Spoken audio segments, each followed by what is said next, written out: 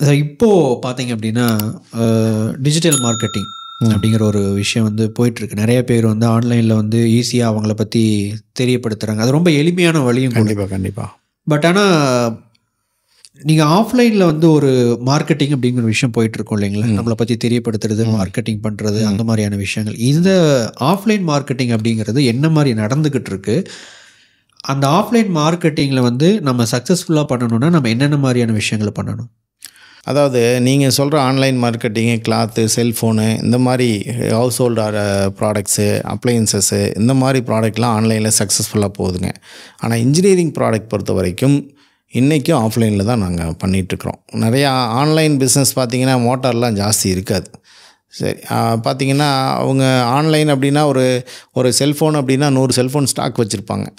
இதில் பார்த்திங்கன்னா இன்ஜினியரிங் ப்ராடக்ட்டில் ஒவ்வொன்றும் ஒவ்வொரு கேட்டகரி. ஒரு மோட்டர் எடுத்திங்கன்னா ஒரு டூல் எடுத்திங்க அப்படின்னா நிறைய கேட்டகரிஸ் இருக்கும். நிறையா விஷயங்கள் அதில் டெக்னிக்கலி நிறையா தெரிஞ்சிருக்கணும். ஸோ அதை ஆன்லைனில் பண்ணுறது ரொம்ப கஷ்டம். இன்ஜினியரிங் ப்ராடக்ட் பொறுத்த வரைக்கும் ஆஃப்லைனில் தான் பண்ண முடியும், நல்லா பண்ண முடியும். ஒரு சேல்ஸ் எப்போ முடியும் அப்படின்னா, ஃபஸ்ட்டு வந்து என்கொயரி க்ரியேட் பண்ணுறோம் சார். ஒரு என்கொயரியை க்ரியேட் பண்ணணும். அதாவது போனோடனே ஒரு கஸ்டமர்கிட்டே போகிறீங்க அப்படின்னா, இந்த ப்ராடக்ட் எனக்கு தேவையில்லைன்னு சொல்லுவாங்க. சார், இந்த இடத்துல இந்த ப்ராடக்ட்டு நீங்கள் யூஸ் பண்ணிகிட்ருக்கிறீங்க, இதுக்கு பதிலாக இந்த ப்ராடக்ட் எங்கிட்ட இருக்குது, நாங்கள் வந்து இதை கொடுக்கலாம், இது வந்து ரேட்டு கம்மி அப்படின்னு சொல்லிட்டு என்கொயரியை வந்து நீங்கள் க்ரியேட் பண்ணணும். உங்கள் ப்ராடக்டோட ரிக்குவயர்மெண்ட்டை இங்கே க்ரியேட் பண்ணணும். அப்புறம் வந்து உடனே அவர் கொடுக்க மாட்டார். அடுத்து வந்து என்றைக்காவது ஒரு நாள் அவர் கூப்பிட்டா நீங்கள் போய் உங்கள் ப்ராடக்டோட இந்த ப்ரைஸ் சார், இப்படி சார்னு சொல்லிவிட்டு உங்கள் ப்ராடக்டை ஒரு சேலே பண்ணணும். இல்லை கொட்டேஷன் கொடுக்கணும். கொட்டேஷன் கொடுத்தோன்னே ஆர்டர் வந்துடாது. மறுபடியும் 2 நாள் கழித்து போகணும். மறுபடியும் வந்து அவங்க ரேட் பார்கெயின் பண்ணிவிட்டு அவர் ப்ராடக்ட்டை நீங்கள் செல்லிங் பண்ணிடுறீங்க. அந்த ப்ராடக்ட் அங்கே சக்ஸஸ்ஃபுல்லாக ஓடிச்சான்னு போய் பார்க்கணும். அது அவங்க கஸ்டமர் சாட்டிஸ்ஃபேக்ஷன் ஆனாங்கன்னு பார்க்கணும். உங்கள் டேர்ம்ஸ் என்னன்னு சொல்லியிருக்கணும் அவங்களுக்கு. அதே மாதிரி கரெக்டாக ஒரு 30 நாள்னால் 30 நாளில் பேமெண்ட் வாங்கி உங்கள் கம்பெனிக்கு அந்த பேமெண்ட் வந்தால் தான் அந்த சேல் க்ளோஸ் ஆகும். சில பேர் வந்து ஒரு விசிட்டிங் கார்டை கொண்டே போட்டுருவாங்க. போட்டு நாங்கள் போனோம் சார், எனக்கு வேண்டான்னு சொல்லிட்டாங்க சார் அப்படின்னு சொல்லுவாங்க. அந்த மாதிரிலாம் சக்ஸஸ் ஆக முடியாது.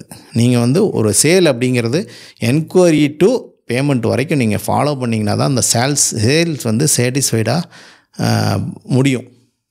ஸோ இன்றைக்கி பார்த்திங்கன்னா என்ன தான் நீங்கள் வந்து ஆன்லைன் வந்தாலும் கூட நீங்கள் உங்களோட வெப்சைட்டை தேடுறாங்க, உங்கள் ப்ராடக்ட்டு, உங்களோட இன்ஃப்ரா தேடுறாங்க, உங்கள் டெஸ்டிமோனியல் பார்க்குறாங்க, உங்களுக்கான ஸ்டார் ரேட்டிங் பார்க்குறாங்க. அதெல்லாம் நீங்கள் வந்து வச்சுருந்தீங்க அப்படின்னா என்ன தான் ஆன்லைன் ப்ராடக்ட் வந்தாலும் ஆஃப்லைனில் மார்க்கெட்டிங் நல்லா தான் போயிட்டுருக்கு, நல்லா தான் நாங்கள்லாம் பண்ணிகிட்ருக்குறோம். அன்றைக்கி பார்த்தீங்கன்னா விசிட்டிங் கார்டை கொடுத்து நீங்கள் பிஸ்னஸ் பண்ணிகிட்டு இருந்தீங்க. இன்றைக்கி அப்படியெல்லாம் கிடையாது. நீங்கள் வந்து நிறையா சோஷியல் ஆர்கனைசேஷனில் நாங்கள் மெம்பராக இருக்கிறோம்.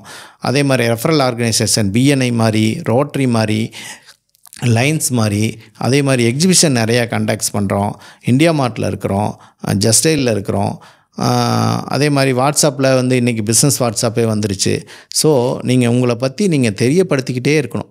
இன்றைக்கி அதுதான் வேணும். உங்களை பற்றி மற்றவங்களுக்கு, உங்களை சார்ந்தவர்களுக்கு, உங்களுடைய நண்பர்களாக இருக்கலாம், உங்கள் ரிலேட்டிவாக இருக்கலாம், இல்லை உங்களோட கஸ்டமர் இருக்கலாம்.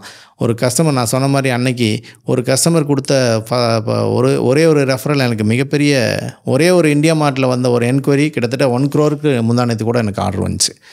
எதையுமே ஈஸியாக எடுத்துக்கக்கூடாது சார். ஒரு ஃபோன் கால், என்னுடைய நண்பர் கொடுத்த ஒரு ஃபோன் நம்பர் இன்றைக்கி வந்து கிட்டத்தட்ட 1,65,00,000 எனக்கு பிஸ்னஸ் கிடச்சிருக்கு. ஒரே ஒரு ஃபோன் நம்பர் மட்டும் தான் கொடுத்தாரு. அந்த மாதிரி நிறைய ரெஃபரன்ஸ் பிஸ்னஸை நீங்கள் க்ரியேட் பண்ணிக்கலாம். வாய்ப்புகள் நிறைய இருக்குது. நண்பர்களே, ஐ ஹோப் இந்த வீடியோ பகுதியிலேருந்து நிறைய விஷயங்கள் நீங்கள் லேர்ன் பண்ணியிருப்பீங்க அப்படின்னு நினைக்கிறேன். இது தமிழ் பிஸ்னஸ் பாட்காஸ்ட்லேருந்து ஒரு ஃபுல் பாட்காஸ்ட் எபிசோட்லேருந்து எடுக்கப்பட்ட ஒரு சின்ன பகுதி தான். இந்த வீடியோவை, இந்த பாட்காஸ்ட்டை நீங்கள் ஃபுல்லாக லேர்ன் பண்ணணும், கற்றுக்கணும், பார்க்கணும் அப்படின்னு ஆசைப்பட்டீங்க அப்படின்னா அதை தான் இப்போ நீங்கள் ஸ்க்ரீனில் பார்த்துக்கிட்டு இருக்கிறீங்க.